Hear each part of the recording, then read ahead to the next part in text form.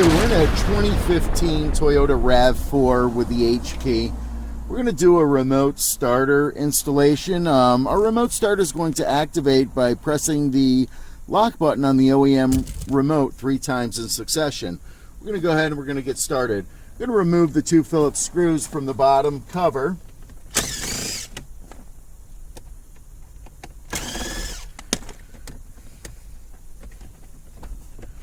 Little clip here we're going to press in and over here as well. We're going to go ahead and we're going to remove the bottom piece. We're going to go ahead and we're going to unplug the tire pressure monitoring system reset button, and we're also going to release this clip from the bottom plastic by pushing in the 2 ears on the back side. The next step that we're going to do is we're going to remove the under dash panel. We're going to remove the plastic cover from the steering column. We're going to go ahead and we're going to place the key in the ignition, turn the ignition to the run position. We're going to turn the wheel to the 9 o'clock position, and we're going to remove the Phillips screw located in the face of the steering column plastic. We're going to turn the wheel to the 3 o'clock position and remove the second Phillips screw. We're going to recenter the wheel, shut the key off, and remove it from the ignition. At this point we can go ahead and we're going to apply pressure to the side of the steering column plastic while we pull down. This will release the steering column plastic and allow it to come off. We're going to do the opposite side. We're going to hold it with our plastic tool while we go ahead and we apply pressure to this side and pull down on the plastic.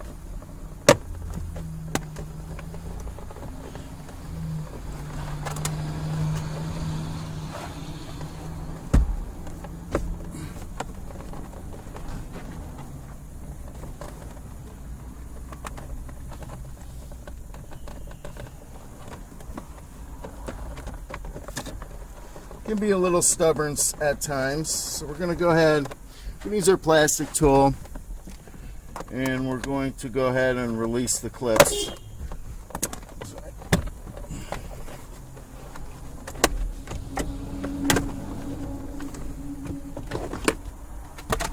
Okay, now we're going to take the lower dash off. We're going to access the 10mm bolts through here with an extension, and we're going to drop this dash cover off of the vehicle. Okay, we have our 10mm socket.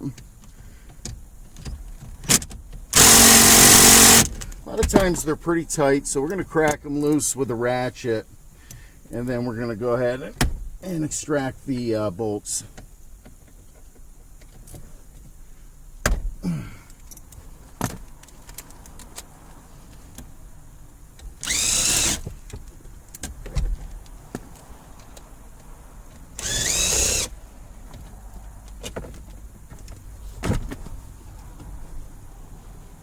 Okay, we have 1 bolt on the bottom side.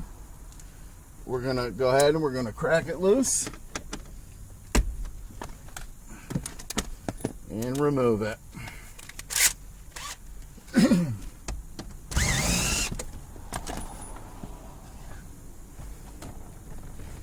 Okay, at this point we can use our plastic tool to start the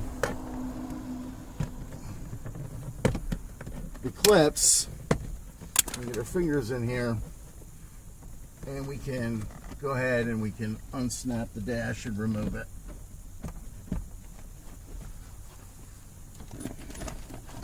Actually, we have another 10mm. Again, a little bit too tight. So we're going to go ahead and we're going to crack it loose with a ratchet.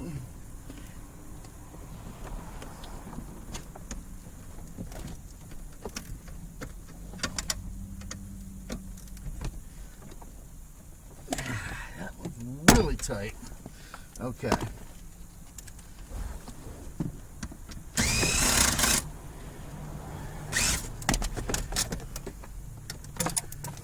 Okay. We're going to go ahead, we're going to stand the airbag up here. We want to make sure that we don't scratch up the plastic here with this end. So what I'm going to do is I'm going to prop the airbag up. I'm going to take a zip tie and I'm going to zip it over to the bolt hole from the bolt that we removed. This will keep this from sliding down and scratching up the dash, and we can leave it plugged in during the installation. Okay, to give us a little bit more room, I'm going to go ahead and I'm going to remove this cover piece on the dash also. There's 3 plugs here on this model. I'm going to remove all 3 plugs.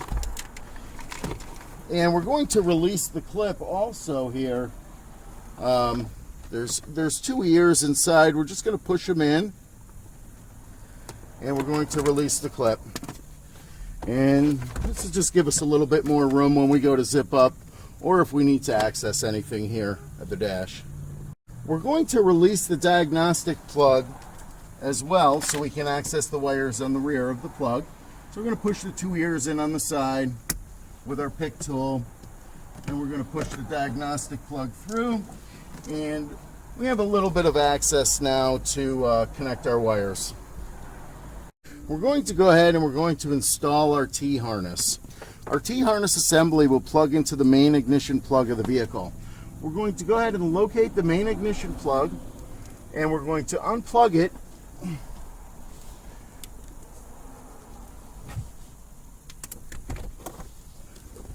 And we're going to plug our T-harness into the ignition switch.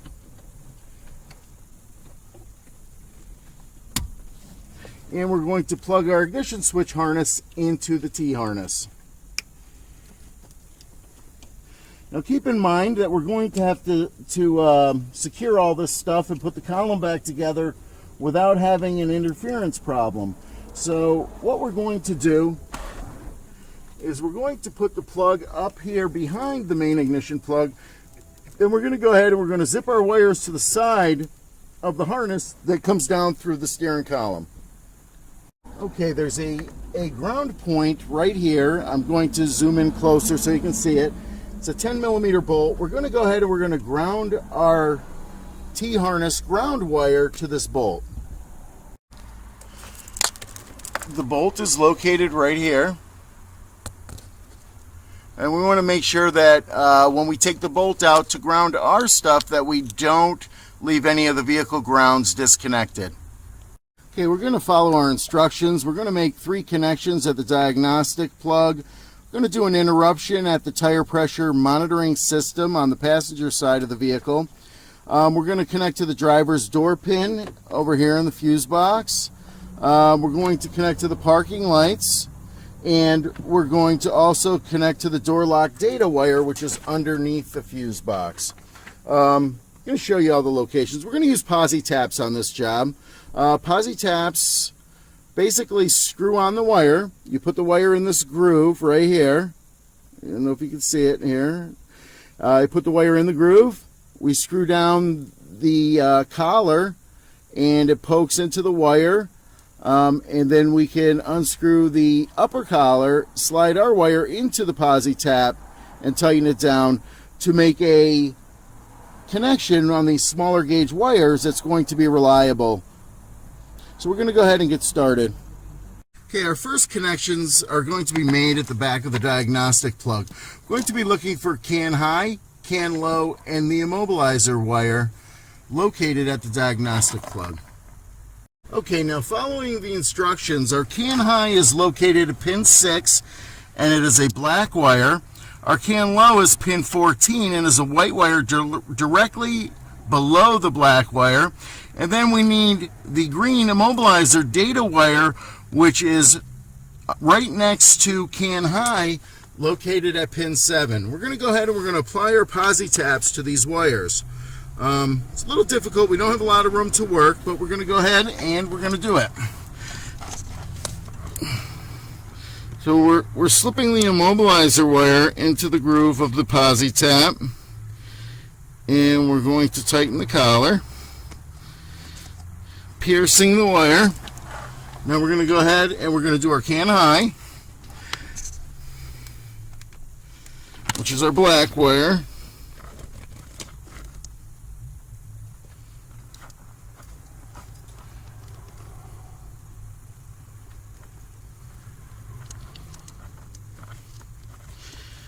And now we're going to do our can low wire.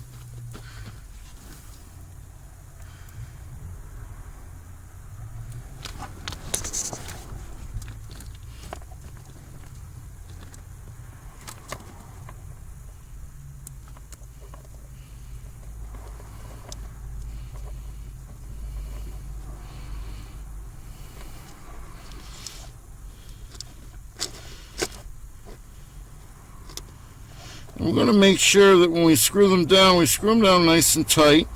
This one's cross-threaded a little bit. So we're going to go ahead and we're going to redo the white one.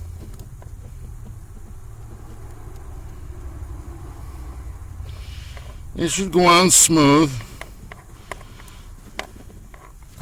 And we're going to go ahead and we're going to terminate our wires. I'm going to show you basically how to do that. We're going to strip about 1/4 of an inch of wire off the end. And we're going to go ahead for the immobilizer wire first, which is the green wire. We're going to loosen the collar. And we're going to go ahead and we're going to push our wire into the posi top. And we're going to tighten the collar. We're going to pull on it to make sure we have a good connection. Now we're going to do our can low. Loosen, we're going to take our can low wire.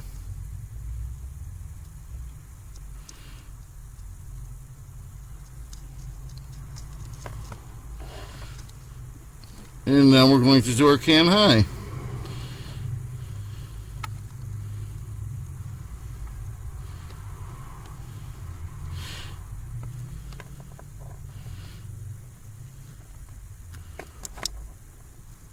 And we should be able to pull on them with a good amount of force without pulling them out. And we know that they're connected. So our connections are made at the diagnostic plug. We're going to move on to the next connection points. Okay, we're going to go for our door lock data wire, which is located on this plug up underneath the fuse box. Again, we're getting the hard connections out of the way first here. So we're going to go ahead, we're going to unplug the harness. We're going to pull the tape back a little bit. Just roll it back a little bit. And we're gonna identify our pin. Remember, our orientation on this plug is from the back. We use our data sheet and we want to connect to the light blue wire located at pin 9. We look at the sheet, it'll show the plug, and you want to make sure you orientate the clip the same way. You're looking at it from the back, and we're going to identify this pin 9 here, light blue wire. So looking at the plug from the back, clip up.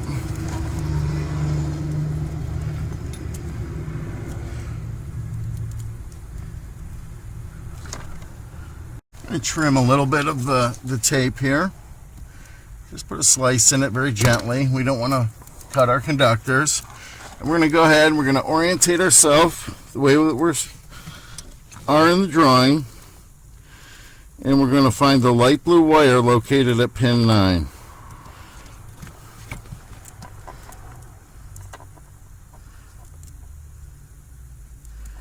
Okay, we found it. Now I'm going to verify because it seems to have a white trace on it. I'm just going to double check by pin location that we are, in fact, at the right spot.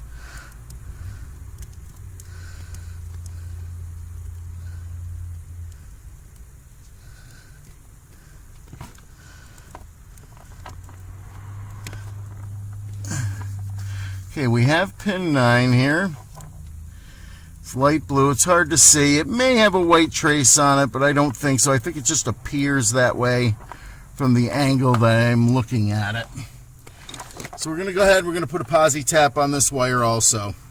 We've applied our posi tap. Now we're going to run our door lock data wire up, and we're going to connect it into our door lock data wire on the plug at pin 9. Loosen the collar, push the wire in, tighten the collar up, pull to verify we've got a connection. We're going to go ahead, we're going to plug the door lock data plug back in, and we're going to go ahead and we're going to snap the diagnostic plug back in also. So it will only go in one way. Okay, so we're going to move on to our next connections. Okay, we have our plugs locked back in. Door lock data, diagnostic plug. Okay, now we're doing the driver door pin located at the white 40 pin plug E3. We're going to go ahead and we're going to just cut a little bit of tape away. We're going to orientate ourselves the same way as the drawing. We're going to identify our wire and then we're going to make our connection. Okay, looking at our sheet, it's showing our door pin wire being white and in the bottom corner of the 40 pin plug. So we're going to go ahead and we're going to take a look and we're going to locate this wire and make our connection. Okay, so we've located our 40 pin white plug here, and we're going to go ahead and we're going to test this wire because if you look, there's numerous white wires in the bottom corner pin here. So I've got the door pin switch held in with my finger over here, and I'm going to take a grounded test light. I'm going to probe the suspected wire, and when I do this, the dome light to the vehicle will come on, indicating that we have the correct wire. So we're right here, 40 pin plug, bottom corner, and I'm going to get close up and show you. Okay, we're looking in the at the top of the fuse panel here. 40 pin plug, bottom corner, white wire, and we've got a posi tap on this ready to accept our wire to be connected to this driver's door pin switch. And again, get close up. Okay, so we've routed our driver door pin wire up, and we've loosened the collar on the posi tap. We're going to insert our wire and tighten the collar down, making our connection. I'm going to give it the pull test to make sure we're connected, and we're going to move on to the next connection point. Our next connection point would be our optional parking lights. Again, if we look at our diagram, it's going to show a picture of the plug and the wire that we're going to want to connect to. If we go ahead and we unplug it and we take a look, we have the white wire at the pin that is shown in the instructions. I'm going to go ahead and plug it back in. I'm going to put a negative signal on it with an ordinary test light just to confirm it's the parking light wire. And when we do this, it will activate the parking lights. So we're going to go ahead, and you can hear the chime going off, same chime as if we do that. So this is our parking light wire. We can make our connection here. I'm going to find an alternate spot a little closer to connect it because my wire is short and I do not want to add to my wire. So I'm going to go down here and I'm going to check a couple of these white wires and see if I can find our parking lights. And we're going to go ahead and make our connections a little bit lower. Okay, we've located our parking light wire down below. I'm going to go ahead and I can do a little pull test.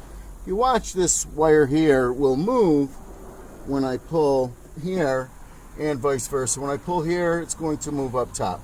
So we're going to go ahead and we're going to connect our parking lights down here a little lower due to our wire lengths here. So we'll apply our posi tap first. Okay, so we've routed our parking light wire up. We're going to go ahead, we're going to insert it into the collar of our posi tap and tighten it down, making our parking light connection. We're going to go ahead and we're going to move on to the next connection points. Okay, now we've made all of our connections except the interruption over here at the tire pressure monitoring system. This needs to be done if we want to keep the OEM remote active during remote start. Otherwise, the OEM remote will not function during remote start. I'm going to go ahead and I'm going to program our device and give it a test run, and then I'm going to go ahead and make the interruption at the TPMS on the passenger side of the vehicle. Okay, there are 3 lights on our device. We're going to go ahead and we're going to begin our programming procedure. In order to program the device, we're going to need to locate the program button on the device, hold it down while we plug in the main plug. The lights will will illuminate, we want to release the button when we have a red and a blue light lit. So we're going to go ahead, we're going to hold the button while plugging in the main power plug. We're going to release when we have a red and blue light. So we've gone ahead and we've released the button. The lights will stay red and blue. We're going to make sure our main plug is all the way in. Now we're going to plug in our secondary plug, or our 20-pin plug.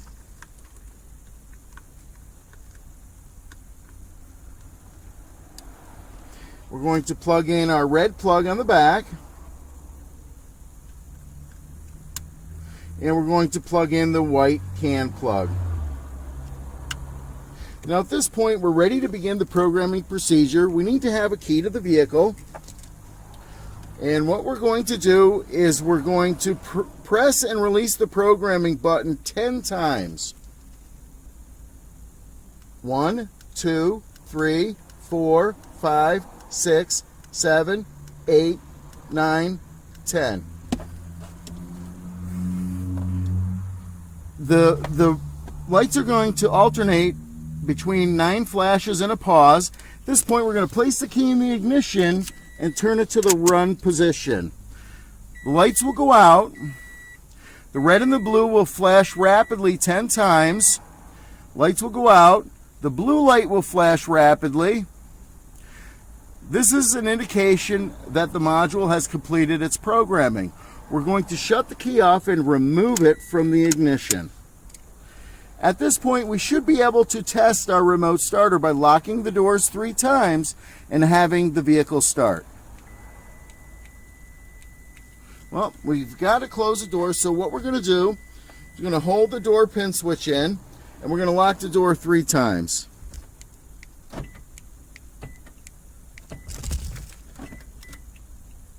This will trigger the Evo to start the vehicle.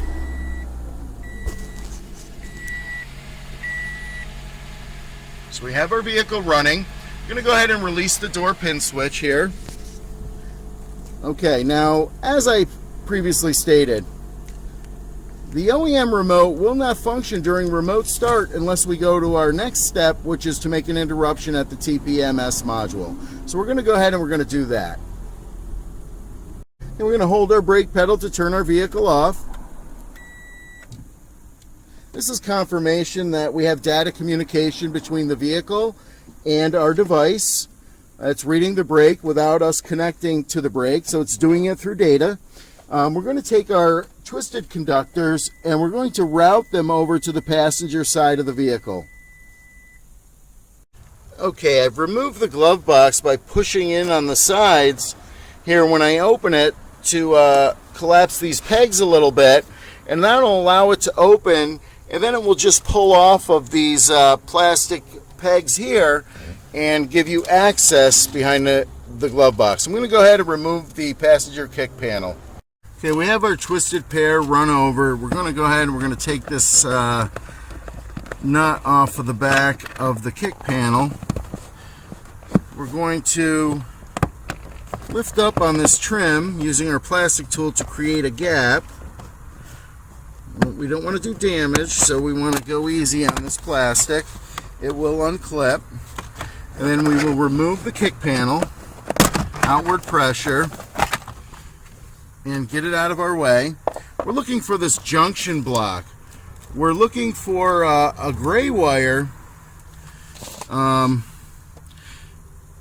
at our TPMS plug. So we're going to match up our plugs. We're looking for a blue 20-pin plug. This appears to be down here. And we're going to go ahead and we're going to remove some tape, and I'm going to locate our target wire, and I'll give you a close-up view of it. Okay, we're looking for a blue plug at the bottom of this junction block here, as indicated in the instructions. So at the blue plug, we're looking for the beige wire located at pin, well, it's hard to say here, can't really see it. We'll have to go by position from the diagram. So I want to look at the plug the same way the clip is. We can go ahead and we can unplug it. And again, we're looking for a tan wire located at the specified pin in the diagram. And we're going to basically do an interruption. on this tan wire. So if we orientate ourselves the same way and we look down, located at the pin specified in the instructions is a tan wire. We're going to go ahead and we're going to make our interruption. We're going to cut the wire, leaving enough room away from the plug so that we can comfortably strip the ends off. So now we can use the wire nuts provided to make our interruption.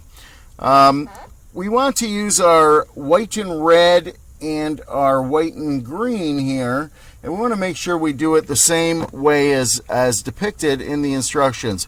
So the vehicle side of this cut would be labeled D6, which is white and red. So the vehicle side will wrap the white and red.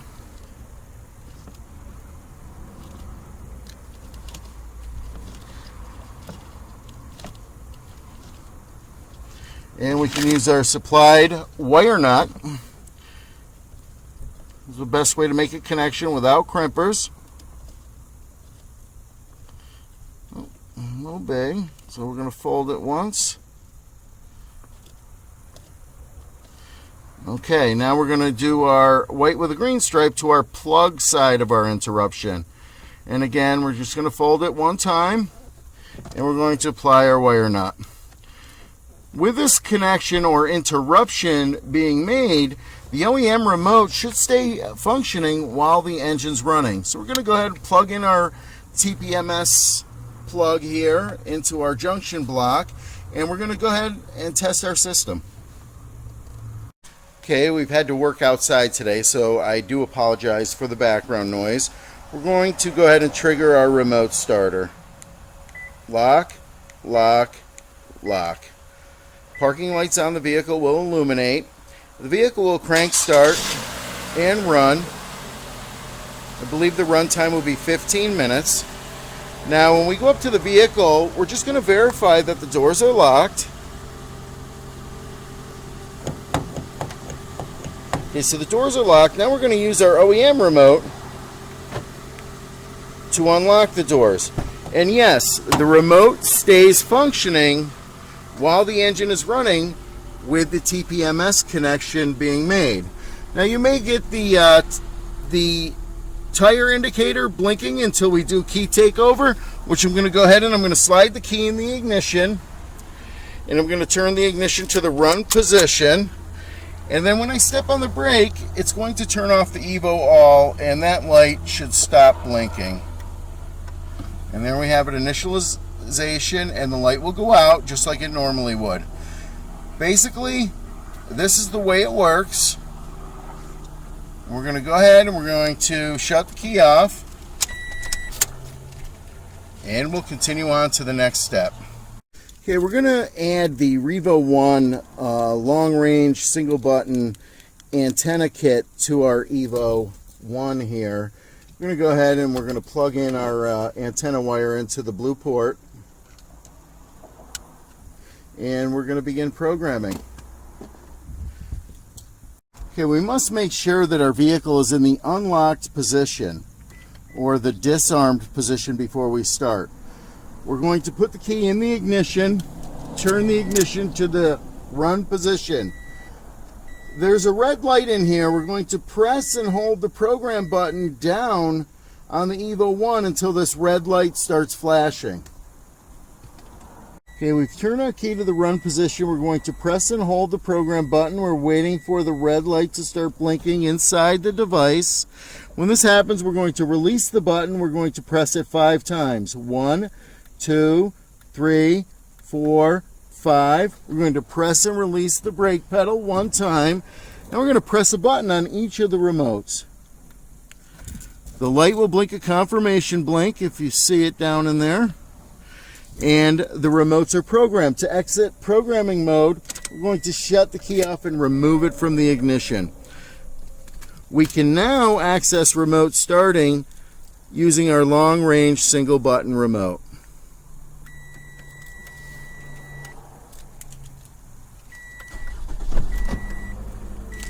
And there we have it.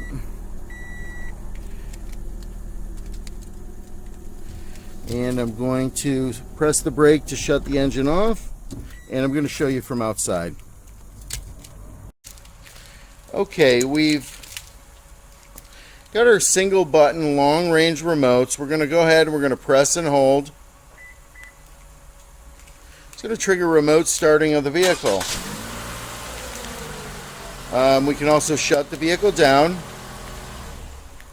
And we still keep the ability, or retain the ability, to use our 3-press to start the vehicle.